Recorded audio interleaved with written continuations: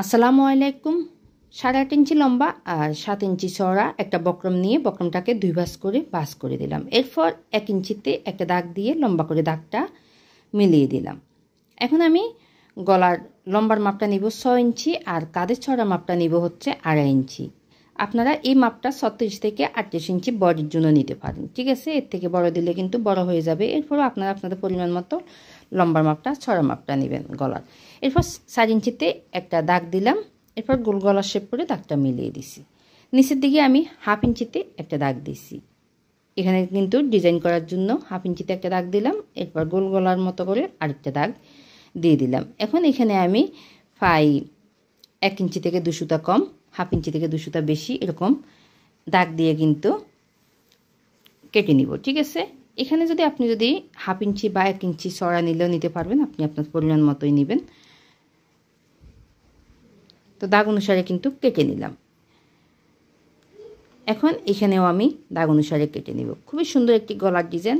পুরো ভিডিওটি যদি আপনি টেনে টেনে না দেখে সম্পূর্ণ দেখেন তাহলে খুব সহজে শিখে নিতে পারবেন। যারা একেবারে নতুন তারাও যদি আমার আজকের ভিডিওটি দেখেন তাহলে খুব সহজে শিখে নিতে পারবেন।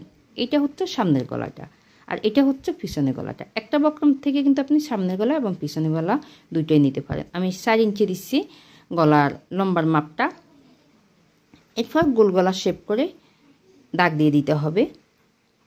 এখন এই সাইডেও আমি 1 ইঞ্চি থেকে 2 সুতা কম, 1/2 ইঞ্চি থেকে 2 সুতা বেশি এরকম করে কেটে নিলাম। এরপর এইভাবে করে সমান করে বসাতে হবে, 2.5 ইঞ্চি মাপ দিতে হবে। তো এখানে যা আছে তাই দেখিয়ে দিলাম। এখন আমি দেখিয়ে দিচ্ছি একটা সামনের গলা একটা পিছনের গলা। পিছনের গলাটা কিন্তু আপনারা একই নিয়মে সেলাই করে নেবেন। আমি সামনের গলাটা আপনাদের দেখিয়ে দিলাম। এরপর 2.5 ইঞ্চি করে আমি 5 ইঞ্চিতে দুই দিকে দুইটা দাগ দিয়ে দিচ্ছি। দাগ দেওয়ার পরে কিন্তু আমি আলপিন লাগিয়ে নিচ্ছি। আলপিন লাগিয়ে নিলে কিন্তু আপনার গলাটা আর কাঁধের দিকে বড় হবে না আবার ছোট হবে না। একই নিয়মে কিন্তু আপনি যা মাপ নেবেন তাই হবে, ঠিক আছে? এরপর আমি সাইডগুলো কেটে নিলাম। এখন আমি এইভাবে করে উপরের দিকে বক্রমের দিকে দিয়ে কিন্তু পুরো কাপড়টিতে সেলাই করে নেব। তো সেলাই করার সময় একটা একটা করে আলপিনগুলো খুলে নেব। তো বন্ধুরা, আমার ভিডিওটি যদি আপনার কাছে ভালো লাগে তাহলে কিন্তু ভিডিওতে একটা লাইক দিয়ে চ্যানেলটি সাবস্ক্রাইব করে নেবেন। আর আপনি যদি আমার ভিডিওটি ফেসবুক থেকে দেখে থাকেন তাহলে পেজে একটা লাইক দিয়ে ফলো দিয়ে রাখবেন আরও নিত্য নতুন ভিডিও পাওয়ার জন্য। এরপর সমান করে একটা ভাঁজ দিলাম। ভাঁজটা দেওয়ার পরে আমি মাঝখান দিয়ে একটা চিহ্ন দিয়ে দিলাম। এখানে আমি 6.5 ইঞ্চি নিচ্ছি, ঠিক আছে? 36 থেকে 38 ইঞ্চি বডির জন্য কিন্তু 6.5 ইঞ্চি নিতে হবে। এর থেকে বেশি নিলে আপনার হাতার দিকে বেশি হয়ে যাবে, ঝুলে থাকবে, দেখতে সুন্দর লাগবে না, জামাটি পারফেক্ট হবে না।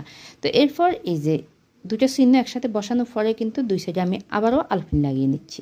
যারা একেবারে নতুন তারা যদি এভাবে করে আলপিন লাগিয়ে সেলাই করেন তাহলে কিন্তু খুব সহজে আপনি যে কোনো গলা খুব সহজে তৈরি করতে পারবেন।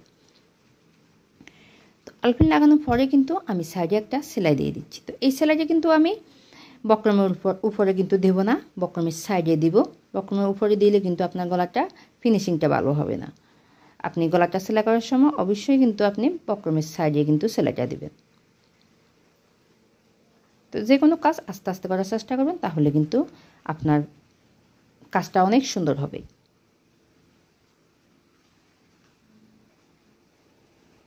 তো এখন আমি আলপিনগুলো খুলে নিলাম। খুলে নেওয়ার পরে কিন্তু বাড়তি যে কাপড় ছিল ওই কাপড়গুলো কেটে নিচ্ছি। এখানেও সমান করে কেটে নিলাম। কেটে নেওয়ার পরে কিন্তু এখানে ছোটো ছোটো করে কেটে নিতে হবে। কেটে নেওয়ার সময় অবশ্যই খেয়াল করবেন আপনি যে সেলাইটা দিয়েছেন ওই সেলাইটা যেন না কাটে। এখন আমি এইভাবে করে কাপড়টাকে একটা ভাঁজ দিয়ে উপরে একটা সাপ সেলাই দিয়ে দেব।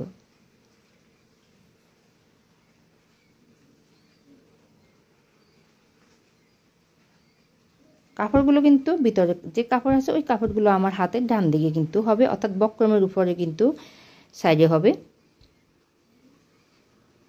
তাহলে কিন্তু যে সাপ সেলাইটা দিবেন ওইটা কিন্তু ফিনিশিংটা ভালো হবে।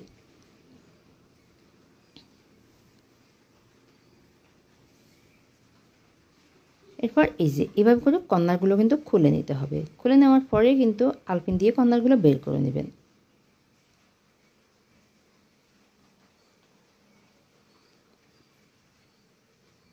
তো এই হচ্ছে সামনের সাইডটা, ঠিক আছে? তো তো আপনি চাইলে কিন্তু এখানে আমি যে সেলাইটা দিচ্ছি এটা কিন্তু চাইলে মেশিনে দিয়ে দিতে পারেন, আবার কিন্তু চাইলে আপনি হাতেও কিন্তু সেলাই করে নিতে পারবেন, যেভাবে আপনার কাছে ভালো লাগে।